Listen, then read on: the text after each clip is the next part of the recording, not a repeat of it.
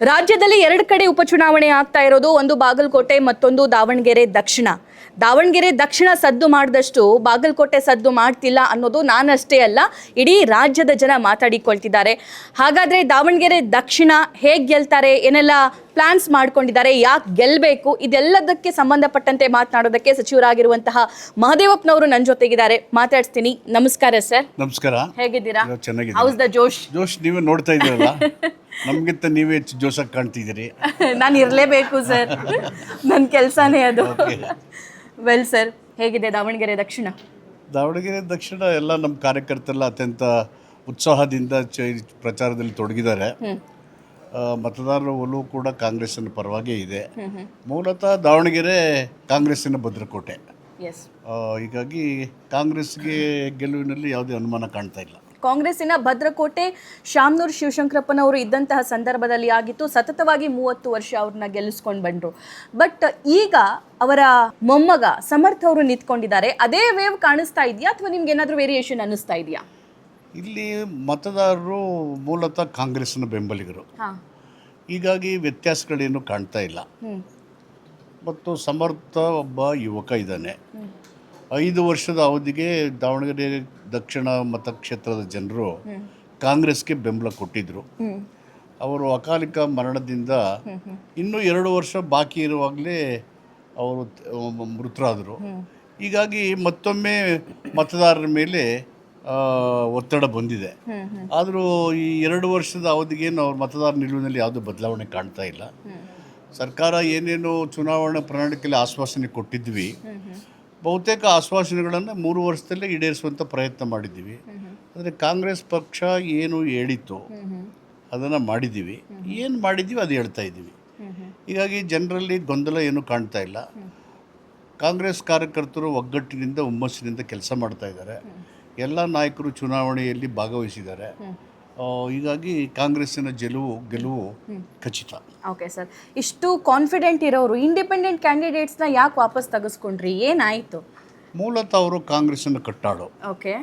ಹೀಗಾಗಿ ಸಹಜವಾಗಿ ಅವರನ್ನು ಮನವೊಲಿಸಿ ಪಕ್ಷದ ಸಿದ್ಧಾಂತಗಳು ಕಾರ್ಯಕ್ರಮದಲ್ಲಿ ನಂಬಿಕೆ ಇಟ್ಟು ಕಾಂಗ್ರೆಸ್ಸಿನ ಗೆಲುವಿನಲ್ಲಿ ಅವರೆಲ್ಲ ಭಾಗವಹಿಸಿದ್ರು ಹಿಂದಿನ ಸಂದರ್ಭದಲ್ಲಿ, ಎಲ್ಲ ಸಂದರ್ಭಗಳಲ್ಲಿ. ಹೀಗಾಗಿ ಅವ್ರಿಗೆ ಪಕ್ಷದ ಸಿದ್ಧಾಂತದ ಬಗ್ಗೆ ಮನವರಿಕೆ ಮೇಲೆ ಅವರು ವಾಪಸ್ ತಗೊಂಡು ಬೆಂಬಲ ಕೊಡ್ತಾ ಇದ್ರು. ಅದರಲ್ಲಿ ಅತಿಶಯೋಕ್ತಿ ಏನಲ್ಲ. ಓಕೆ, ನೀವು ಆವಾಗಲೇ ಮಾತಾಡ್ತಾ ಇರುವಾಗ 2 ವರ್ಷ ರಿನ್ಯೂವಲ್ಗೆ ಅವಕಾಶ ಮಾಡಿಕೊಡಿ ಅಂತ ಕೇಳಿದ್ವಿ. ಆ ರಿನ್ಯೂವಲ್ ಅಭ್ಯರ್ಥಿ ಬೇರೆ ಯಾರಾದರೂ ಆಗ್ಬಹುದಾಗಿತ್ತಲ್ವಾ ಸರ್? ಸಹಜವಾಗಿ ಒಂದು ಕುಟುಂಬದಲ್ಲಿ ಅಕಾಲಿಕ ಮೃತರಾದಾಗ ಅವ್ರ ಕುಟುಂಬದವರಿಗೆ ಕೊಡ್ತಕ್ಕಂಥದ್ದು because of the incomplete of the tenure, ಆ ದೃಷ್ಟಿಯಿಂದ ಕಾಂಗ್ರೆಸ್ನಲ್ಲಿ ಅಥವಾ ಬೇರೆ ಪಕ್ಷದಲ್ಲೂ ಅದೇ ಮಾಡ್ತಾ ಇರ್ತಾರೆ. ಹೀಗಾಗಿ ಅದೇನು ಕಡ್ಡಾಯ ಅಂತೇನಿಲ್ಲ. ಬಟ್ ಈ ಸಂದರ್ಭದಲ್ಲಿ ಜನರ ಅಭಿಪ್ರಾಯ ಆ ಥರ ಇತ್ತು. ಪಕ್ಷದ ನಿಲುವು ಆ ರೀತಿ ಇತ್ತು. ಪಕ್ಷದ ನಿಲುವನ್ನು ಎಲ್ಲ ಗೌರವಿಸಬೇಕು. ಎಷ್ಟು ಲೀಡಲ್ಲಿ ನಿಮ್ಮ ಅಭ್ಯರ್ಥಿನ ಗೆಲ್ಲಿಸ್ಕೊಂಡ್ಬರ್ತೀರಿ? ಹೋದ ಸಾರಿ 25,000ಕ್ಕಿಂತ ಹೆಚ್ಚು ಅಂತರದಲ್ಲಿ ಗೆದ್ದಿದ್ರು. ಈಗ ಅದೇ ಅಂತರವನ್ನು ಕಾಯ್ಕೊಂಡು ಅದಕ್ಕಿಂತ 2-3 ಸಾವಿರ ಜಾಸ್ತಿನೇ ಬರ್ಬೋದು. ಅಷ್ಟು ಗೆಲುವನ್ನು ಖಂಡಿತ ಸಾಧಿಸ್ತೀವಿ. ವೆಲ್ ಸರ್, ಸಾಮಾಜಿಕ ನ್ಯಾಯದ ಬಗ್ಗೆ ಮಾತಾಡೋರು ನೀವು. ಸೊ ಈ ಭಾಗದಲ್ಲೂ ಕೂಡ ಸಾಮಾಜಿಕ ನ್ಯಾಯ ಸಿಗಬೇಕಾಗಿತ್ತು, ಅಲ್ಪಸಂಖ್ಯಾತರಿಗೆ ಒಂದು ಅವಕಾಶ ಮಾಡಿಕೊಡ್ಬೇಕಾಗಿತ್ತು ಅನ್ನುವಂಥದ್ದು, ಇದಕ್ಕೇನು ಹೇಳ್ತೀರಿ? ಖಂಡಿತವಾಗಿ ಕಾಂಗ್ರೆಸ್ ಪಕ್ಷ ಇರೋದೇ ಸಾಮಾಜಿಕ ನ್ಯಾಯಕ್ಕೆ. ಸಾಮಾಜಿಕ ನ್ಯಾಯ ಅಂತ ಏನಾದ್ರು ಬಯಸಿದ್ರೆ ಕಾಂಗ್ರೆಸ್ ಪಕ್ಷದಲ್ಲಿ ಸಿಕ್ಕೋದೇನೆಲ್ಲೂ ಸಿಗೋದಿಲ್ಲ. ಹೀಗಾಗಿ ಯಾರಿಗೂ ಅನ್ಯಾಯ ಆಗೋ ಪ್ರಶ್ನೆ ಬರೋದೇ ಇಲ್ಲ. ನಮ್ಮ ಜಬ್ಬಾರ್ ಅವರು ನಮ್ಮ ಸ್ನೇಹಿತರು. ಇನ್ನೂ 2-3 ವರ್ಷ ಅವಧಿ ಇದೆ ಅವರಿಗೆ MLC ಆಗಿ. ಅವ್ರಿಗೆ MLC ಆಗಿ 4 ವರ್ಷ ಇರಬೇಕು ಅಂತ ಅಂದ್ಕೊಂಡಿದ್ದೀನಿ. ಅವ್ರಿಗೆ ಅವಧಿ ಇದೆ, 3 years ಇದೆ. ಮುಂದಿನ ದಿನಗಳಲ್ಲಿ ಒಳ್ಳೆಯ ಅವಕಾಶಗಳು ಎಲ್ಲರಿಗೂ ಸಿಗುತ್ತೆ. ಹೀಗಾಗಿ ಯಾರು ಅನುಮಾನ ಪಡುವಂಥ ಭ್ರಮನಿರಸನ ಹೊಂದುವಂಥ ಅಗತ್ಯ ಇಲ್ಲ. ಇವತ್ತು ದೇಶದಲ್ಲಿ ಕೋಮುವಾದ ಬಲ ಆಗ್ತಾ ಇದೆ, ಮತೀಯ ಶಕ್ತಿಗಳ ಅಟ್ಟಹಾಸ ಇದೆ. ನಾವು ಸಂವಿಧಾನವನ್ನು, ಪ್ರಜಾಪ್ರಭುತ್ವವನ್ನು ರಕ್ಷಣೆ ಮಾಡಬೇಕು. ಹೀಗಾಗಿ ನಾವೆಲ್ಲ ಒಟ್ಟಾಗಿ ಕೋಮುವಾದವನ್ನು ಡಿಫೀಟ್ ಮಾಡಬೇಕು. ಓಕೆ, ಇಡೀ ರಾಜ್ಯದಲ್ಲಿ ಒಂದೇ ಚರ್ಚೆ ಸರ್, ಜಮೀರ್ ಅಹಮದ್ ಖಾನ್ ಅವರು ಮುನಿಸ್ಕೊಂಡಿದ್ದಾರೆ, ಬರಲ್ಲ, ಅವರಿಗೆ ಸರಿಯಾಗಿ ನಡೆಸ್ಕೊಂಡಿಲ್ಲ, ಏಕವಚನದಲ್ಲಿ ಮಾತಾಡಿದ್ರು, ಅದು ಇದು ಹಾಗೆ ಹೀಗೆ. ಒಬ್ಬ ಹಿರಿಯರಾಗಿ ನೀವೇನು ಹೇಳ್ತೀರಿ, ಬರ್ತಾರಾ ಅವರು? ಇವೆಲ್ಲ ಅಂತೆಕಂತೆಗಳು. ಓಕೆ. ಜಮೀರ್ ಅಹಮದ್ರು ಒಬ್ಬ ನಿಷ್ಠಾವಂತ ಪಕ್ಷದ ಕಾರ್ಯಕರ್ತ. ಅವರು ಕೇರಳದ ಪ್ರಚಾರದಲ್ಲಿ ತೊಡಗಿದ್ದಾರೆ. ನಾನು ರೆಗ್ಯುಲರ್ ಆಗಿ ಅವ್ರ ಜೊತೆ ಮಾತಾಡ್ತಾ ಇದ್ದೀನಿ. ನಮ್ಮ ಮುಖ್ಯಮಂತ್ರಿಗಳು ಮಾತಾಡಿದ್ದಾರೆ, ನಮ್ಮ ಡೆಪ್ಟಿ CM ಮಾತಾಡಿದ್ದಾರೆ. ಅಲ್ಲಿ ಕಾರ್ಯಕ್ರಮ ಮುಗಿಸ್ಕೊಂಡು ಪ್ರಚಾರಕ್ಕೆ ಬಂದೇ ಬಂದು ಪ್ರತಿಯೊಬ್ಬ ಕಾರ್ಯಕರ್ತರ ಡ್ಯೂಟಿ ಅದು ಪಕ್ಷಕ್ಕೆ ದುಡಿಯೋದು, ಮುನ್ಸ್ಕೊಳ್ಳೋವಂಥದ್ದು ಬರಲ್ಲ ಅಂತೇಳಿ ಪ್ರಶ್ನೆ ಉದ್ಭವ ಆಗೋದೇ ಇಲ್ಲ. ಇದೇನು ಮದುವೆ ಇಲ್ಲ, ಎಲ್ಲರೂ ಬನ್ನಿ ಅಂತ ವಿಳ್ಯದಲ್ಲಿ ಕೊಟ್ಟೆ ಕೊರೆಯೋದಕ್ಕೆ. ನಾವೆಲ್ಲರೂ ಸೇರಿ ಹೋರಾಟ ಮಾಡಬೇಕು. ಬಟ್ ನೀವೆಲ್ಲರೂ ಇದ್ದಂತಹ ಸಂದರ್ಭದಲ್ಲಿ ಸಮುದಾಯದಿಂದ ಆಗಿರ್ಬೋದು ಅಥವಾ ಪಕ್ಷದಿಂದನೇ ಆಗಿರ್ಬೋದು ಅದೊಂದು ಫೇಸ್ ಕಾಣ್ತಾ ಇಲ್ಲ ಅನ್ನೋ ಕೊರಗು ಸಮುದಾಯದವರಿಗೆ ಇರ್ಬೋದಲ್ವಾ sir? She is one of the leaders in Congress party. Yes, ಬೇಕಾದಷ್ಟು ಲೀಡರ್ಸು, ಸಲೀಂ ಅಹಮದ್, ನಮ್ಮ ತನ್ವೀರ್ ಸೇಠ್, ರಿಜ್ವಾನ್ ಅರ್ಷದ್, ನಸೀರ್ ಅಹಮದ್, ನಸೀರ್ ಎಲ್ಲ ದುಡಿತಾ ಇದ್ದಾರೆ. ಎಲ್ಲ ನಮ್ಮ ಅಭ್ಯರ್ಥಿ ಆಗಿದ್ದವರು ಎಲ್ಲ ಸಮುದಾಯದ ಮುಖಂಡರೆಲ್ಲ ದುಡಿತಾ ಇದ್ದಾರೆ. ಈಗ ಒಂದು ಪಕ್ಷ ಒಬ್ಬರ ಮೇಲೆ ಡಿಪೆಂಡ್ ಆಗಿರಲ್ಲ. ನಾವೆಲ್ಲ ಸೇರಿ ಸಂಘಟನೆ ಕಟ್ಟಬೇಕು, ಹೋರಾಟ ಮಾಡಬೇಕು, ಚುನಾವಣೆಗಳಲ್ಲಿ ಒಗ್ಗಟ್ಟಿಂದ ಗೆಲ್ಲಿಸ. ಆ ನಿಲುವು ಸ್ಪಷ್ಟವಾಗಿ ಜಮೀರ್ ಅಹಮದ್ರಲ್ಲೂ ಇದೆ, ನನ್ನಲ್ಲೂ ಇದೆ, ಎಲ್ಲರಲ್ಲೂ ಇದೆ. ಓಕೆ ಸರ್, ಬಿ ಆನೆಸ್ಟ್, ನಿಮಗೂ ಅನಿಸಿದೆಯಾ? ಇದು ನನಗೆ ಅನಿಸಿದ್ದು ನಾನು ಕೇಳ್ತಾ ಇದ್ದೀನಿ. 2 ಕಡೆ ಉಪಚುನಾವಣೆ ಆಗ್ತಾ ಇದೆ, ದಾವಣಗೆರೆ ಎಷ್ಟು ಬಾಗಲಕೋಟೆ ಸದ್ದು ಮಾಡ್ತಾ ಇಲ್ಲ, ನಿಮಗೂ ಅನಿಸಿದೆಯಾ? ನನಗೇನು ಅನಿಸಿಲ್ಲ.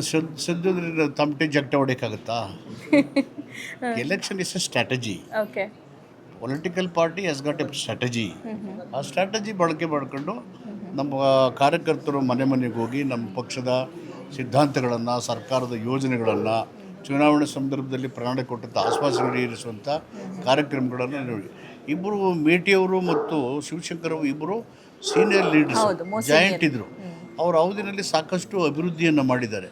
ಈಗ ದಾವಣಗೆರೆ ನೋಡಿ, ಇವರು ಇಲ್ಲಿ ರಸ್ತೆಗಳು ನೋಡ್ತಾ ಇದ್ದಾರಲ್ಲ, ಇಲ್ಲಿ ಫಾರಿನ್ ರಸ್ತೆಗಳು ಕಂಡು ನಾನು PWD ಮಿನಿಸ್ಟರ್ ಇದ್ದಾಗ ಶಿವಶಂಕರಪ್ಪರು, ಮಲ್ಲಿಕಾರ್ಜುನವರು 100 ಕೋಟಿ ರೂಪಾಯಿಗಳನ್ನು ಕೊಟ್ಟಿದ್ದೀನಿ. ಅದು ನೋಡಿ ರಸ್ತೆಗಳನ್ನು, ಯಾವ ಹೊರದೇಶದಲ್ಲೂ ಇರತಕ್ಕಂಥ ರಸ್ತೆಗಳಿದ್ದಾವೆ. ನೀವು ವ್ಯಾಸಂಗ ಮಾಡಿದ್ದಿಲ್ಲ? ಹೌದು, ನಾನು ಇಲ್ಲೇ MBBS ಓದೋದಕ್ಕೆ ಇಲ್ಲೇ ಬಂದೆ.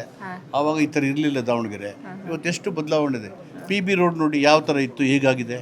ನಾವೀಗ ಬರ್ತೀವಲ್ಲ, ರೋಡ್ ನೋಡಿ ಯಾವ ರೀತಿ ಇದೆ. See the face is the index of mind ಅಂತೀವಲ್ಲ, that is a visible changes in the administration. ಆ ರಸ್ತೆಗಳು, ಇನ್ಫ್ರಾಸ್ಟ್ರಕ್ಚರ್ ಇದಾವಲ್ಲ, ಎಷ್ಟು ಅಭಿವೃದ್ಧಿ ಬದಲಾವಣೆ ಮಾಡಿದೀವಿ ಅಂತ ಎದ್ದು ಕಾಣ್ತಾ ಇದ್ದಾವೆ. Yes, definitely sir. Even I have observe that. But Davanagere north and south ಅಂತ ಕಂಪೇರ್ ಮಾಡಿದ್ರೆ ನಾರ್ತಲ್ಲಿ ಅಭಿವೃದ್ಧಿ ಆಗಿದ್ದಷ್ಟು ಸೌತಲ್ಲಿ ಆಗಿಲ್ಲ. ಇದಕ್ಕೇನು ಹೇಳ್ತೀರಿ? ಇಲ್ಲ, ಆ ಥರ ಏನಿಲ್ಲ. That is no comparison. ಎಲ್ಲ ಕಡೆ ಕಾಂಗ್ರೆಸ್ ಸರ್ಕಾರ ಬಂದಾಗಲೇ ಅಭಿವೃದ್ಧಿ ಆಗೋದು. ಬೇರೆಯವ್ರು ಬಂದಾಗ ಬರೀ ಮಾತಾಗ್ತದೆ ಹೊತ್ತು ಅಭಿವೃದ್ಧಿ ಕಾಣೋದಿಲ್ಲ. ನೀವು ಬಡ್ಜೆಟ್ನ ಅಂಕಿಅಂಶಗಳು ತಗೋಬೋದು, ಸರ್ಕಾರದ ಯೋಜನೆಗಳ ಅನುಷ್ಠಾನ ತಗೋಬೋದು. Development is only by Congress. BJPಯಿಂದ ಅಹಿಂದದವರಿಗೆ ಒಂದು ಅವಕಾಶ ಮಾಡಿ ಕೊಟ್ಟಿದ್ದಾರೆ, ಅವರು ಸ್ಟ್ರಾಂಗ್ ಆಗಿ ಹೋಗ್ತಿದ್ದಾರೆ. ಎಲ್ಲೂ ಕೂಡ ಕೋಮು ಸೌಹಾರ್ದತೆಗೆ ಧಕ್ಕೆ ಆಗುವಂತಹ ಮಾತು, ಪ್ರಚಾರ ಏನೂ ಕಾಣಿಸ್ತಾ ಇಲ್ಲ. ಆ ಸೌಹಾರ್ದತೆ ಕೆಡಿಸೋರೆ ಅವರು, ಕೆಡಿಸಿದ್ರು. ಎಲೆಕ್ಷನ್ ಇದೆಯಲ್ಲ, ಸುಮ್ಮನಿದ್ದಾರೆ ಅಲ್ವಾ? ನಾವು ನೋಡಿ, ಮೊನ್ನೆ ಸಿದ್ದೇಶ್ವರ ಒಂದು ಮಾತು ಹೇಳಿದ್ದಾರೆ, ಧರ್ಮ ಇರೋದನ್ನೇ ಸೌಹಾರ್ದತೆ ಮತ್ತು ಉತ್ತಮ ಸಂಬಂಧನ ಎಸ್ಟಾಬ್ಲಿಷ್ ಮಾಡೋದಕ್ಕೆ ಅಂತ. ಧರ್ಮ ಮತ್ತು ಜಾತಿಯ ಪ್ರಚೋದನೆಗಳು ಎಂದು ಜನರಲ್ಲಿ ನೆಮ್ಮದಿ ತರೋದಿಲ್ಲ. ಹೀಗಾಗಿ ನಾವು ಕಾರ್ಯಕ್ರಮದಲ್ಲಿ, ಸಂವಿಧಾನದಲ್ಲಿ, ಪ್ರಜಾಪ್ರಭುತ್ವ ನಂಬಿಕೆ ಇಟ್ಟಿರೋ ಪಾರ್ಟಿ ಕಾಂಗ್ರೆಸ್ ಪಾರ್ಟಿ. ಉತ್ತರ ಕರ್ನಾಟಕಕ್ಕೆ ಬಂದಿದ್ದೀರಿ, ಜೋಳದ ರೊಟ್ಟಿ ತಿಂದ್ರಿ, ಏನು ಅನ್ನಿಸ್ತು? ನಿಮ್ಗೇನು ಹೊಸದೇನಲ್ಲ ಜೋಳದ ರೊಟ್ಟಿ, ಇಷ್ಟ ಆಗುತ್ತಾ? ಜೋಳದ ರೊಟ್ಟಿ, ಕಾಯಿ ಪಲ್ಯ, ಮೆಣಸಿನಕಾಯಿ, ಮಂಡಕ್ಕಿ, ಚುರುಮುರಿ ಎಲ್ಲ ತಿಂದ ಅಭ್ಯಾಸ ಇದೆಯಲ್ಲ. ಬೆಣ್ಣೆ ದೋಸೆ, ಓಪನ್ ಬೆಣ್ಣೆ ಮಸಾಲೆ ಇವತ್ತು ಮಿಸ್ ಆಯ್ತು ಅನ್ಸುತ್ತೆ. ಮಿಸ್ ಆಗಿದೆ. ಓಕೆ, ಮುಂದಿನ ಪಯಣ ಇದಾದಮೇಲೆ ಪಾರ್ಟ್ ಟೈಮ್ಸಲ್ಲಿ ಹೋಗಿ ಅಲ್ಲೊಂದು ಮೀಟಿಂಗ್ ಮಾಡಿ ಹುಬ್ಬಳ್ಳಿಗೆ ಹೋಗಿ, ನಾಳೆ ನಾನು ನಮ್ಮ ಗೃಹ ಸಚಿವರಾದಂಥ ಡಾಕ್ಟರ್ ಪರಮೇಶ್ವರ್ ಅವರು ಬಾಗಲಕೋಟೆಗೆ ಹೋಗ್ತೀವಿ, ಅಲ್ಲಿ ಕ್ಯಾಂಪೇನ್ ಮಾಡಿ ಬರ್ತೀವಿ. ಓಕೆ ಸರ್, ನಿಮ್ಮ ಅಭ್ಯರ್ಥಿಗೆ ಯಾಕೆ ಓಟ್ ಹಾಕಬೇಕು ಜನ? ಸಮರ್ಥ ಅಲ್ವಾ ನಮ್ಮ ಕ್ಯಾಂಡಿಡೇಟು? ಅವರು ಸಮರ್ಥರಿದ್ದಾರೆ, ವಿವೇಚನೆ ಉಳ್ಳವರಿದ್ದಾರೆ, ಯೋಗ್ಯತೆ ಇರೋರಿದ್ದಾರೆ. ಇದನ್ನೇ ಅಂಬೇಡ್ಕರ್ ಹೇಳಿದ್ರು, ರಾಜಕೀಯ ಅಧಿಕಾರವನ್ನು ಯೋಗ್ಯರ ಕೈಯಲ್ಲಿ, ಸಮರ್ಥರ ಕೈಯಲ್ಲಿ, ವಿವೇಚನೆಯುಳ್ಳವರ ಕೈಯಲ್ಲಿ ಕೊಡಿ ಅಂತ ಹೇಳಿದರು. ಆ ಸಮರ್ಥು ಈ ಎಲ್ಲ ಸಮರ್ಥನೆಗಳನ್ನು ಹೊಂದಿದ್ರೆ ಅದಕ್ಕೆ ಅವ್ರು ಓಟ್ ಕೊಡ್ತಾರೆ, ಜನ ಗೆಲ್ಲಿಸ್ತಾರೆ. Well sir, thank you, all the very best. ಇದು ಸಚಿವರಾಗಿರುವಂತಹ ಮಹದೇವಪ್ಪನವರ ಮಾತಾಗಿತ್ತು. ನಮ್ಮ ಅಭ್ಯರ್ಥಿ ಸಮರ್ಥರಾಗಿದ್ದಾರೆ ಅನ್ನುವಂತಹ ಉದ್ದೇಶ ಹೊಂದಿದ್ದಾರೆ. ನೋಡೋಣ, ಎಲೆಕ್ಷನ್ಗೆ ಮತದಾನಕ್ಕೆ ದಿನಗಣನೆ ಆರಂಭವಾಗುತ್ತೆ. ಮತದಾರ ಪ್ರಭು ಯಾರ ಕೈ ಹಿಡಿತಾರೆ ಅನ್ನೋದನ್ನು ಕಾದು ನೋಡೋಣ.